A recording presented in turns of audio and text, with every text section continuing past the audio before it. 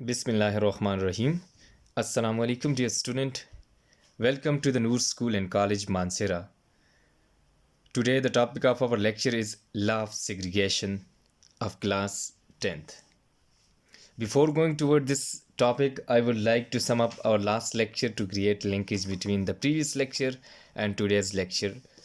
Student, in the previous lecture, we have discussed Gregor Mendel, which was Austrian monk, his work on genetics. He contributed a lot to the field of genetics. Due to his contribution, he was known as father of genetics. Then we have discussed the selection of pea plant, that he selected a pea plant for his work. Then he defined the 7 traits of pea plants, which is the simple genetic system of pea plant. Then we have discussed the F1 generation. F stand for filius, which means son. It is a Latin word filius, which means son. Then we have discussed the dominant and recessive traits in detail. That the dominant traits are those which show their effect in the next generation and mask the activity of other trait is called dominant trait, while the recessive trait, which is masked by other trait. ऐसा मैंने आपको बताया था ना, 2 traits के बारे में आपको डिटेल से बताए थे. रिसेसिव वो होते हैं जो अपने आप अपना इफेक्ट जो शो नहीं कर सकते, लेकिन जो डोमिनेंट होते हैं वो अपना इफेक्ट शो कर सकते हैं नेक्स्ट जनरेशन के अंदर. तो इस तरह हमने पिछले लेक्चर के अंदर जो ग्रीगोर मैंडल था उसका वर्क सारा डिटेल के अंदर स्टडी किया था कि उसने पी प्लांट को सिलेक्ट किया, उसके ऊपर एक्सपेरिमेंट परफॉर्म किए, उसके जो 7 ट्रेट्स थे उनको डिफाइन किया उसने. फिर उसके बाद उसने F1 जनरेशन के बारे में बताया, पेरेंटल जनरेशन के बारे में बताया, फिर डोमिनेंट ट्रेट्स और रिसेसिव ट्रेट्स जो थे उनके बारे में हमने डिटेल से स्टडी की थी. आज जो हमारा टॉपिक है वो है लॉ ऑफ सेग्रीगेशन. इसी एक्सपेरिमेंट के बेस के ऊपर मैंडल्स ने जब अपने एक्सपेरिमेंट परफॉर्म किए गार्डन पी प्लांट के ऊपर, उसके बाद उसने अपने प्रिंसिपल्स जिसके ऊपर पूरी जेनेटिक्स जो है वो लाई करती है, उसने अपने कुछ लॉज दिए. एक को जो आज हमारा टॉपिक है उसको कहते हैं लॉ ऑफ सेग्रीगेशन. नेक्स्ट जो टॉपिक हमारा लेक्चर होगा उसमें हम नेक्स्ट जो है वो लॉ जो है उसको डिस्कस करेंगे, लेकिन आज जो हमारा टॉपिक है वो है लॉ ऑफ सेग्रीगेशन. मेंडल ने एक लॉ प्रपोज किया जो अभी तक चलता आ रहा है, यानी कि जो एक बेस लाइन थी मॉडर्न जेनेटिक्स के लिए, उसको हम कहते हैं लॉ ऑफ सेग्रीगेशन. तो इसको डेफिनेशन से स्टार्ट करते हैं कि जो मेंडल्स था इसने कैसे अपना प्रैक्टिकल वर्क एक लॉ की फॉर्म में जो है वो पेश किया, उसको देखते हैं. सबसे पहले हम डेफिनेशन की तरफ आते हैं कि डेफिनेशन लॉ ऑफ सेग्रीगेशन की क्या है और किस तरह इसको हम समझ सकते हैं. Law of segregation. According to this law, the 2 coexisting alleles of an individual for a trait separate during gametes formation in such a way that each gamete receives only one of the 2 alleles. These allele again unite at random fertilization. इस law के मुताबिक, ये तो मैंने definition जो है वो आपको यहाँ पे दिखाई. अब इसको मैं एक्सप्लेन करता हूँ कि कैसा जो है एक लॉ ऑफ सेग्रीगेशन जो उसको एक्सप्लेन किया जा सकता है और उसे हम कैसे अंडरस्टैंड कर सकते हैं.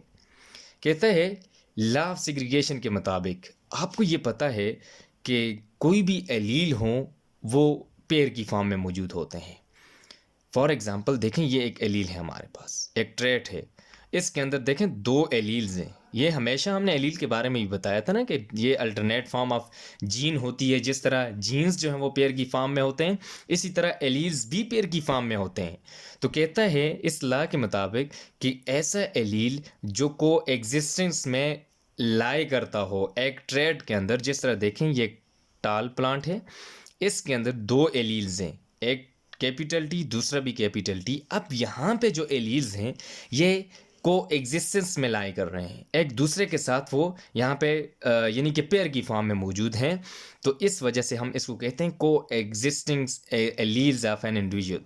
तो कहता है कि जब इस लॉ ऑफ सेग्रीगेशन के मुताबिक जो को एग्जिस्टेंस एलील्स होते हैं इंडिविजुअल के अंदर, ये जब गैमीट्स फॉर्मेशन होती है तो उस वक्त ये एलील क्या करते हैं, सेपरेट हो जाते हैं.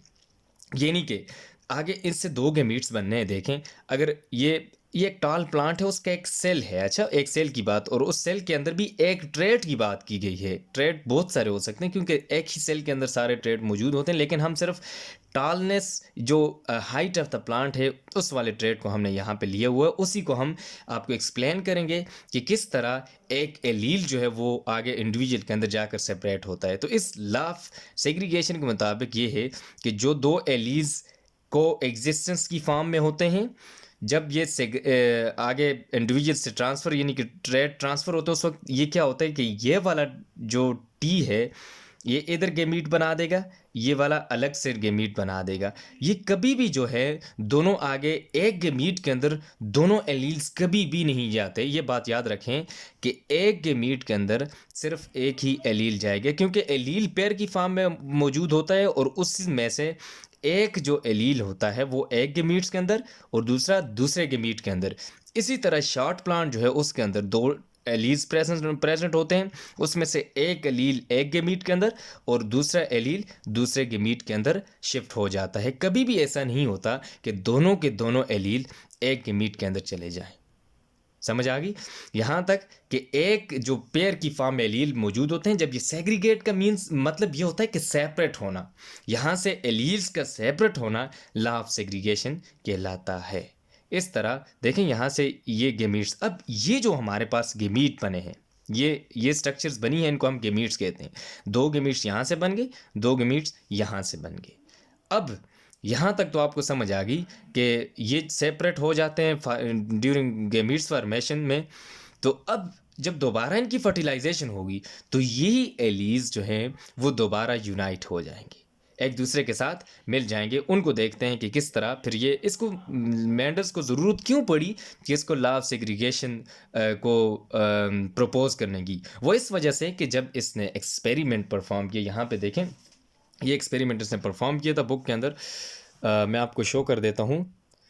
ये जो हमारे पास ये है Mendel's first experiment monohybrid cross. अच्छा, मोनोहाइब्रिड क्रॉस ऐसे होते हैं जिसमें सिर्फ एक ट्रेट की बात की जाए। यहाँ पे जैसे हाइट हमारे पास एक ट्रेट है, एक करेक्टर है, तो ऐसा जो क्रॉस होगा उसको हम मोनोहाइब्रिड क्रॉस कहते हैं। तो यहाँ पे देखें, ये देखें, पहले एक टॉल प्लांट था, एक शॉर्ट प्लांट। इसने क्या किया कि इनको क्रॉस पोलिनेट करवाया, तो इससे जो सीड्स बने, फिर आगे देखें जब उनको ग्रो करवाया तो जितने प्लांट थे वो हमारे पास टॉल प्लांट्स है, ऑल टॉल प्लांट्स इसी तरह के थे। तो इसका मतलब पेरेंटल जनरेशन है। तो इसमें से जो आगे टॉल प्लांट बने ये सारे F1 जनरेशन है। फिर आगे देखें, कहते हैं इनमें से ये जो आल टाल प्लांट्स थे अब F1 जनरेशन के अंदर, अब उसने दोबारा किया कि ये जो F1 जनरेशन के अंदर जो ऑफस्प्रिंग थे उन ही सारे को जो है सेल्फ पोलिनेट करवाया। यहाँ पे सेल्फ पोलिनेट करवाया टाल ऑफ F1, यानी कि जितने भी F1 जनरेशन के अंदर जो ऑफस्प्रिंग टाल थे उनको इसने क्या किया कि सेल्फ पोलिनेट किया, एक दूसरे के साथ क्रॉस करवाया। तो अब देखें, उसमें से एक टाल प्लांट ये बना, एक टॉल प्लांट ये बना, एक टॉल प्लांट ये, और चौथा जो हमारे पास प्लांट बना है वो शॉर्ट बना है, क्योंकि देखें पेरेंट के अंदर एक शॉर्ट था और एक टॉल था। अब उस मेंडल को ये लॉ ऑफ सेग्रीगेशन प्रपोज करने की ज़रूरत इस वक्त पड़ी जब इसके पास ये वाला जो शॉर्ट जो है प्लांट यहाँ पे प्रोड्यूस हुआ F2 जनरेशन के अंदर। तो इसने देखा कि इसका मतलब कि ये जो शॉर्ट वाला प्लांट है इसके जो एलीज हैं, यानी कि जो पेरेंट के अंदर मौजूद थे, ये कहीं ना कहीं जाकर आगे फिर अपना इफेक्ट शो करते हैं। तो इस एक्सपेरिमेंट की बेस के ऊपर उसने फिर अपना आगे ला दिया। तो इसको मैं आपको ड्रामेटिकली बताता हूँ कि किस तरह ये जो है अपना इफेक्ट शो करते हैं। देखें, जब यहाँ पे हमारे पास गेमीट्स बन गए तो इसने इनको जब आपस में इनके क्रॉस पोलिनेट करवाया पेरेंट्स को। देखिए ये पेरेंटल जनरेशन है। तो अब आगे हमारे पास F1 जनरेशन आएगी। F1 पिछले लेक्चर के अंदर मैंने आपको बताया था, F stand for filius which means sons. तो यहाँ पे पहली जनरेशन यानी कि पेरेंट्स से पहले जो ऑफस्प्रिंग प्रोड्यूस होंगे उस जनरेशन को हम F1 जनरेशन कहते हैं। तो यहाँ से हम क्रॉस करते हैं। देखें ये T है, एक एलील जो टॉल प्लांट का, इसको इधर से इसके साथ क्रॉस करते हैं। जो हमारे पास छोटा जो प्लांट था शॉर्ट प्लांट, उसके गेमीट के साथ क्रॉस करते हैं। अच्छा, इसी तरह अब पहले इसको इसके साथ क्रॉस किया, अब फिर इसको ये वाला जो टी है इसको शॉर्ट प्लांट का दूसरा जो टी है उसके साथ क्रॉस करना है। तो अब देखें यहाँ पे, अब एक और बात आपको, जब कभी भी आप किसी ट्रेड को लिखेंगे तो आप उसको कैसे लिखेंगे। यहाँ पे देखें ये कैपिटल टी है और ये स्मॉल टी है। अब यहाँ पे, यहाँ तक चलें, पहला ये टी आया तो इस वजह से यहाँ हमने लिख लिया, यहाँ पे बी टी। अगर कहीं पे पहले स्मॉल टी आ जाए फिर कैपिटल टी आ जाए तो आपने हमेशा उसको कैपिटल को पहले लिखना है और जो स्मॉल है उसको बाद में लिखना है, इस फॉर्म में लिखना है, कैपिटल टी और स्मॉल टी। इसका मतलब होता है कि टॉल प्लांट।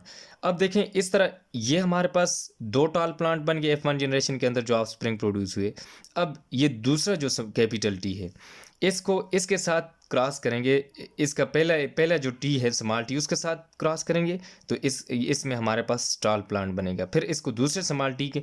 तो अब देखें ये सारे के सारे जितने भी हमारे पास F1 जनरेशन के अंदर जो प्लांट बने हैं ये सारे के सारे कौन से बने हैं, टॉल प्लांट।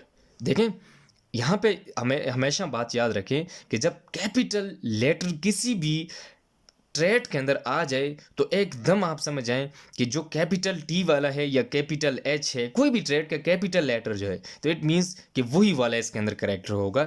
जैसे कैपिटल टी शो करता है कि टाल करेक्टर को शो करता है। तो अब देखें इसके अंदर स्मॉल भी है लेकिन स्मॉल टी ने अपने आप को यहाँ पे रिसेसिव रखा हुआ है, यानी कि ये अपना इफेक्ट शो नहीं कर सकता क्योंकि कैपिटल टी यहाँ पे डोमिनेंट है, इसके ऊपर स्मॉल टी के ऊपर डोमिनेंट होता है, ये अपना इफेक्ट शो करता है, जबकि जो स्मॉल टी होता है वो कभी भी अपना इफेक्ट शो नहीं कर सकता। तो हमेशा बात याद रखें कि किसी कैरेक्टर के अंदर भी अगर कैपिटल टी लिखा हुआ हो, कैपिटल एच हो, कोई भी कैपिटल लेटर हो तो वो वही कैरेक्टर उसका शो करेगा। जिस तरह यहाँ पे कैपिटल टी है और कैपिटल टी टॉल प्लांट को शो करता है, इसके साथ हालांकि देखें स्मॉल टी भी है लेकिन स्मॉल टी वाला करेक्टर यहाँ पे शो नहीं हो सकता। कैपिटल टी जो है, कैपिटल लेटर जो होता है वो हमेशा डोमिनेंट करेक्टर शो करता है। अच्छा, इसके बाद no Mendel's self pollinated F1 spring and get of spring and get. अच्छा, इसके बाद क्या किया मैंडल्स ने, ये तो हमारे पास F1 जनरेशन के अंदर ये चीज़ें आ गई।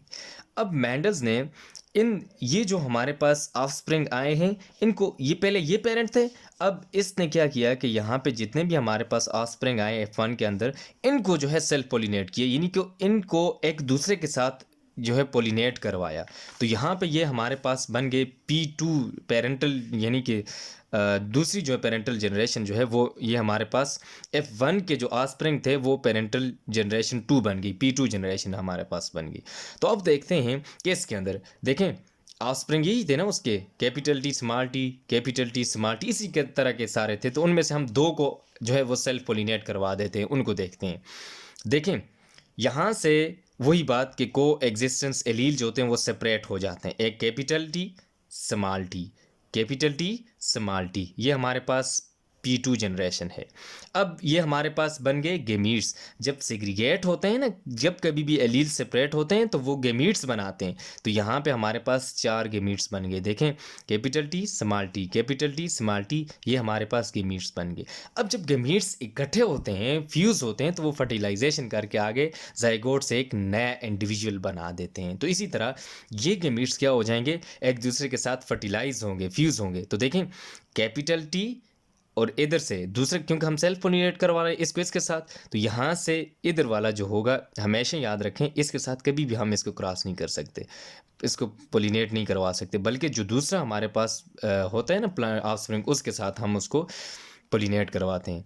तो देखें यहाँ टी और इधर से इसको लाया, ये दोनों टी और ये टी, इन्होंने अपना इफेक्ट यहाँ पे शो किया, टी टी आ जाएगा, कैपिटल टी कैपिटल टी।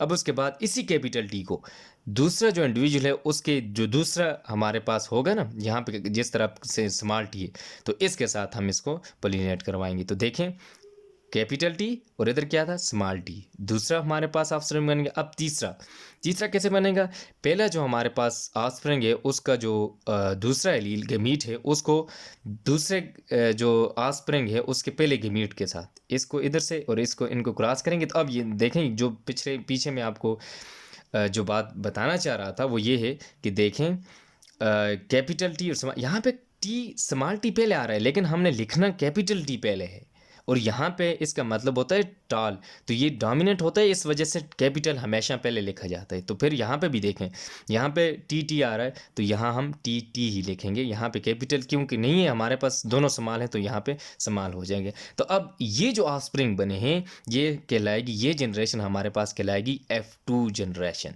पिछली F1 थी, उसको फिर हमने सेल्फ पोलिनेट किया, अब इनसे जो बने हैं नए ऑफस्प्रिंग, तो इस जनरेशन को हम कहते हैं F2 जनरेशन।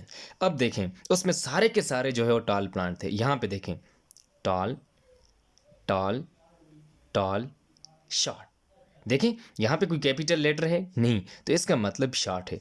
हमेशा याद रखें जो रिसेसिव करेक्टर होता है वो हमेशा होमोजाइगस होता है, जबकि डोमिनेंट करेक्टर या ट्रेट जो होता है वो होमोजाइगस भी होता है और हेट्रोजाइगस भी होता है। कैसे देखें, होमोजाइगस होगा तो इस तरह होगा टी टी में, यहाँ पे भी कैपिटल टी और स्मॉल टी, लेकिन ये हेट्रोजाइगस है। लेकिन रिसेसिव करेक्टर या रिसेसिव ट्रेट जो होता है वो हमेशा हमारे पास होमोजाइगस कंडीशन में होता है, जैसे ये स्मॉल टी ये होमोजाइगस कंडीशन है। इसके बाद मेंडल ने इनकी कुछ फिनोटिपिक जो रेशो बताई और जीनोटिपिक रेशो बताई। इसको देखते हैं कि फिनोटिपिक रेशो हमारे पास क्या होती है और जीनोटिपिक रेशो क्या होती है। फिनोटिपिक रेशो उस रेशो को कहते हैं, देखें जो फिजिकली हमें नज़र आ रहा हो, ऐसे जो ऑफस्प्रिंग हमारे पास प्रोड्यूस हुए हैं उनको देखकर हम बता सकते हैं कि कितने हमारे पास टॉल प्लांट हैं और कितने शॉर्ट प्लांट हैं। तो उस बेस पे हम कह सकते हैं कि इनकी फिनोटिपिक रेशो ये है।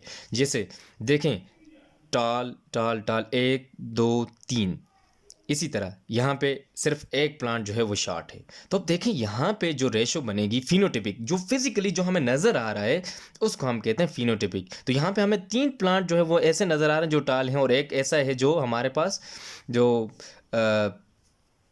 शॉर्ट है। तो अब इसकी अगर रेशो हम लिखें तो हम ये लिखेंगे phenotypic ratio of F2 offspring is 3:1, यानी कि इसके अंदर 3 प्लांट्स ऐसे हैं जो टॉल हैं और एक प्लांट ऐसा है जो शॉर्ट है। फिनोटिपिक जो हमें फिजिकली नज़र आ रहा हो, हमेशा याद रखें कि आपसे कोई भी पूछे कि इसकी फिनोटिपिक रेशो कौन सी है, तो आप उसके जो ऑफस्प्रिंग प्रोड्यूस होंगे उनकी जो आपको फिजिकल अपीयरेंस नज़र आएगी उसकी बेस पे आप डिसाइड करेंगे कि इसकी फिनोटिपिक जनरेशन रेशो कौन सी है। जैसे यहाँ पे टॉल प्लांट 3 थे, एक शॉर्ट था, तो 3:3:1। तो यहाँ पे एक और बात आपको बताऊं कि T T tall, capital t small T tall, यही वो जो बात अभी मैंने आपको बताई थी कि टॉल जो करेक्टर होता है जो डोमिनेंट होता है वो 2 फॉर्म में होता है, हेट्रोजाइगस में भी और होमोजाइगस में भी, लेकिन शॉर्ट हमेशा होमोजाइगस कंडीशन में होता है। अब इसके बाद हमारे पास आ जाती है जीनोटिपिक रेशो। जीनोटिपिक रेशो कौन सी होती है इसको डिस्कस करते हैं। देखें जब आपके पास मतलब कि आपको एक तो फिजिकली आपको नज़र आ गया कौन सा प्लांट टॉल है और कौन सा जो है वो शॉर्ट है। अब अगर आपको उसकी जीनोटिपिक रेशो फाइंड करनी हो तो फिर आप कैसे करेंगे, आप उसके एलील्स को देखेंगे कि एलील्स कैसे हैं। देखें यहाँ पे कैपिटल टी ये एक ही है, इधर देखें इस तरह का कैपिटल टी और कैपिटल टी, यहाँ पे दूसरा होमोजाइगस जो है वो टॉल प्लांट नहीं है हमारे पास, सिर्फ एक है, तो यहाँ पे आप लिखें एक। यहाँ पे देखें कैपिटल टी स्मॉल टी ये है टॉल प्लांट, लेकिन कौन सा है, हेट्रोजाइगस। अब क्या इस तरह का दूसरा भी है, हाँ बिल्कुल दूसरा भी है। देखें यहाँ पे कैपिटल टी स्मॉल टी ये हमारे पास दोनों हेट्रोजाइगस टॉल प्लांट हैं, तो यहाँ पे आप लिख लें 2, यानी कि हेट्रोजाइगस टॉल प्लांट हमारे पास 2 हैं। यहाँ पे देखिए होमोजाइगस समाल, यानी कि ये होमोजाइगस हैं समाल हैं शॉर्ट हैं, तो यहाँ पे हम लिखेंगे 1।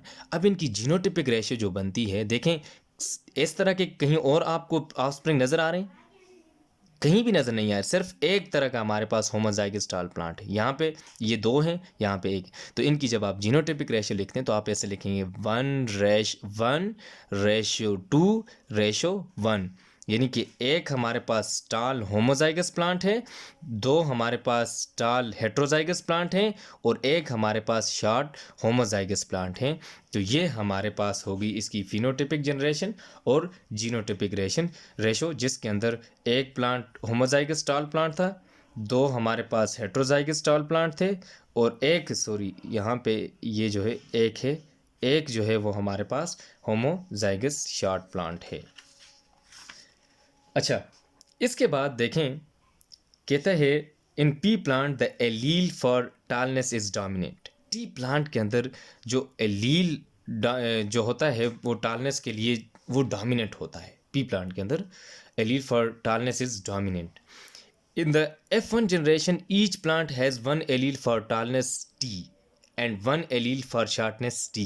कि यानी कि F1 जनरेशन के अंदर जो कैपिटल टॉलनेस वाला होगा जिसके अंदर T आएगा, कैपिटल T आएगा, वो टाल होगा, और जो शॉर्ट होगा उसके साथ T हम स्मॉल T लिखेंगे। इसी तरह each F1 plant receive T allele from one parent and T allele from the parent।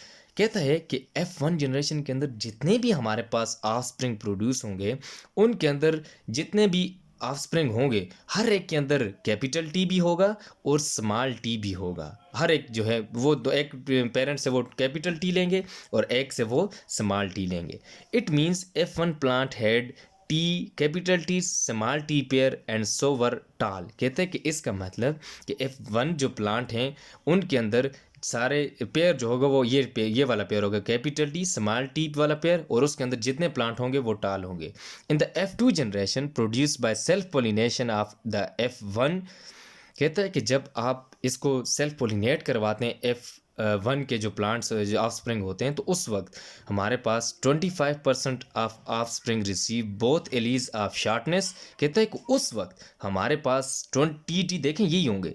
तो यहाँ पे ये जो अभी पीछे देखें, अगर इनकी हम परसेंटेज निकालें तो देखें ये जो है ये शॉर्ट हैं, ये टाल हैं, ये भी टाल हैं, लेकिन इनके अंदर ये होमोजाइगस टाल हैं, ये हेट्रोजाइगस, ये जो दूसरे हैं हमारे पास ये होमोजाइगस शॉर्ट हैं। तो देखें कहते हैं 20% of spring receive both alleles of short ने। यहाँ पे देखें ये जो इसने 25% है, बिल्कुल सिर्फ जो है इसने 25% जो है वो एलीज जो है रिसीव किए हैं शार्टनेस वाले, जो हमारे पास स्मॉल टी वाले हैं।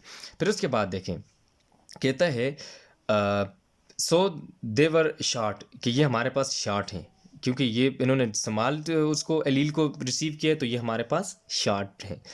50% of F1 plant receive one allele of tallness T and one of shortness. कहते हैं इसमें से देखें 25 ये और इधर अब ये जो दो है, इसमें से कहता है कि ये इसने 50% जो इसने टॉल वाला जो है एलील रिसीव किया है और 50% जो है शॉर्ट वाला। तो ये जो है हमारे पास दो ऐसे हैं जिसके अंदर एक 50% जो है वो टॉल रिसीव हुआ है और 50% जो है शॉर्ट।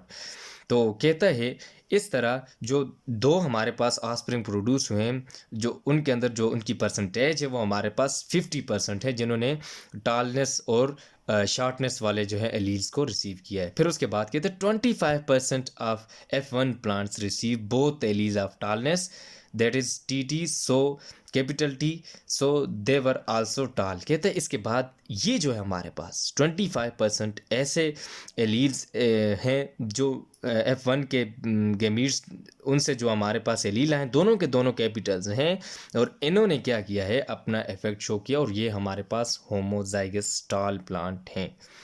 इस तरह ये हमारे पास परसेंटेज बन जाती है। यहाँ पे अगर इसको हम परसेंटेज में लिखें तो देखें 25, 50 और यहाँ पे इसको हम लिख सकते हैं ना ये, और यहाँ पे इसकी कितनी है 25। अब इसको हम ऐड अप करें तो ये हमारे पास 100 बन जाती है। यानी कि 25% प्लांट जो है वो होमोजाइगस टाल प्लांट थे, 50% प्लांट जो है वो हमारे पास हेट्रोजाइगस टाल प्लांट है, और ये 25% हमारे पास होमोजाइगस शॉर्ट प्लांट हैं। अच्छा, इसके बाद नेक्स्ट हमारे पास पनेट स्क्वायर एक ऐसी डायग्राम होती है जिसमें हम उसको ड्रा करके हम ये बता सकते हैं कि कितने काइंड के हमारे पास गेमीट्स प्रोड्यूस हुए हैं और कितनी पॉसिबल कम्बिनेशन है फर्टिलाइजेशन की।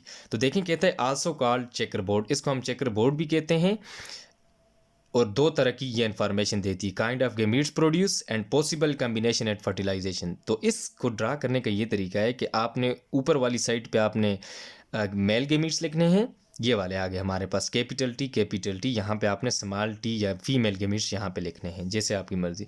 तो यहाँ पे जैसे मैंने लिखा है कैपिटल टी स्मॉल टी, तो इनको क्रॉस करने का ये तरीका है। तो देखें इस टी को इसके साथ पहले कैपिटल टी स्मॉल टी यहाँ पे लिख लिया, फिर इसको इसके साथ कैपिटल टी स्मॉल टी, फिर इसको, फिर देखें यहाँ पे कैपिटल टी स्मॉल टी यहाँ पे लिख लिया, फिर कैपिटल टी स्मॉल टी। अब देखें गेमीट्स हमारे पास 4 बन गए, 1 2 3 4, और हमारे पास पॉसिबल कम्बिनेशन कितनी बन गई, 1 2 3 4। दोनों चीज़ें हमें ये बता देता है कि अगर आपने किसी जैसे वो एक्सपेरिमेंट परफॉर्म करने से पहले आप ये पनट्स, ये खैर आपको इतनी ज़रूरत इस लॉ ऑफ सेग्रीगेशन में नहीं पड़ती, लेकिन हमारा जो नेक्स्ट लॉ है उसके अंदर ये ज़रूरी होती है।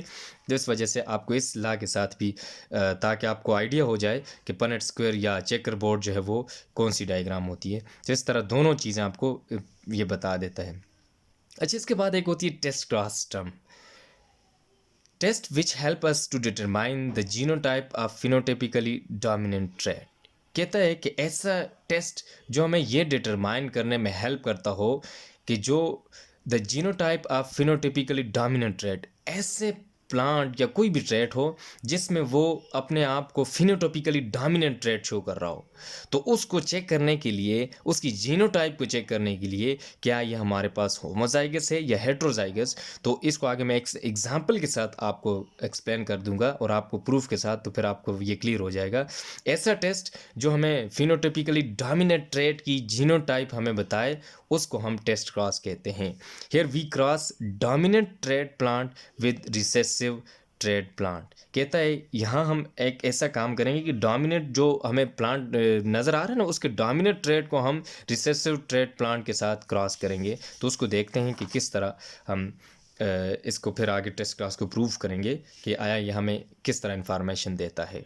देखें फॉर एग्ज़ाम्पल यहाँ पे आप खड़े हैं इस जगह पे, इस पोजीशन पे, तो आपके सामने दो प्लांट हैं, एक ये टॉल प्लांट, ये स्मॉल प्लांट। अब जो टॉल प्लांट है, दो प्लांट है ना, टॉल और शॉर्ट, तो अब ये टॉल प्लांट दो पॉसिबिलिटी में हो सकता है ना, या तो ये इस पॉसिबिलिटी में कि कैपिटल टी या कैपिटल टी स्मॉल टी, ये भी टॉल है और ये भी टॉल है। इसकी जीनोटाइप ऐसी भी हो सकती है और ऐसी भी हो सकती है।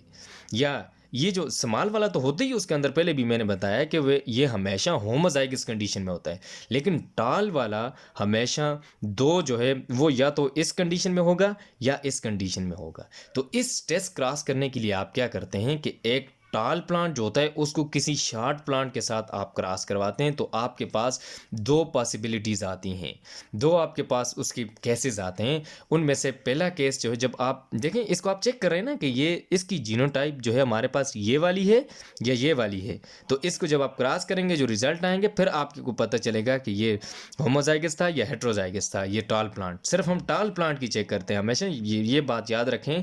टेस्ट क्लास के अंदर आप जो डोमिनेंट करेक्टर होता है उसकी जो है जीनोटाइप फाइंड कर सकते हैं। रिसेसिव में तो होते ही है ना, ये शॉर्ट प्लांट के अंदर इसमें होती ही जो होमोजाइगस कंडीशन है। तो यहाँ पे केस वन, दो केस आते हैं आपके, जब इनको आप क्रॉस करते हैं तो दो केस आएंगे, यानी कि उसमें से केस वन भी हो सकता है, केस टू भी हो सकता है। तो जब आप इसको क्रॉस करेंगे जो आपके पास ऑफ स्प्रिंग जो आएंगे, इफ़ ऑल ऑफ स्प्रिंग वर टाल, अगर आपके पास सारे जो ऑफ स्प्रिंग हैं वो टाल हैं, then dominant plant is homozygous. अगर आपके पास सारे के सारे प्लांट देखें, ये प्लांट बन गए 1 2 3 4, ये सारे चार प्लांट हमारे पास बन गए। तो अब ये सारे के सारे अगर टाल हैं तो इसका मतलब ये जो प्लांट है हमारे पास, ये टाल, ये होमोजाइगस टी ये वाली कंडीशन है उसके अंदर ये। और अगर इधर है, दूसरी बात ये है, कहता है इफ़ 50% वर टाल एंड 50% शार्ट, कहता है कि इसमें से अगर ये जो हमारे ये जो चार प्लांट बने ना ऑफ स्प्रिंग, इसमें से अगर 50% शार्ट हैं और 50% टाल हैं, then dominant plant is heterozygous, कि ये जो डोमिनेंट प्लांट है उस वक्त फिर उसके अंदर ये वाली कंडीशन होगी हेट्रोजाइगस। तो इसका प्रूफ है हमारे पास, उसको देखते हैं। Capital t small T, small T capital t small T, अब इनको क्रॉस किया, क्रॉस करने के बाद हमारे पास चार जो हैं वो बनते हैं। अगर देखें capital t small T capital t small T capital t small T capital t small T, ये सारे के सारे हमारे पास कैसे आ गए, टाल। तो इसमें देखें इसका मतलब ये शो कर रहा है जो हमारे पास ये डोमिनेंट प्लांट जो था वो होमोजाइगस टाल प्लांट है, क्योंकि इसके अंदर हर एक ने टी वाला इफेक्ट शो किया है। तो इधर दूसरा जो है इसका प्रूफ ऐसे होगा, कैपिटल टी स्मॉल, देखें ये होमोजाइगस टॉल है ना, यहाँ पे हेट्रोजाइगस के साथ हम इसको क्रॉस करेंगे उसके रिजल्ट की बेस के ऊपर।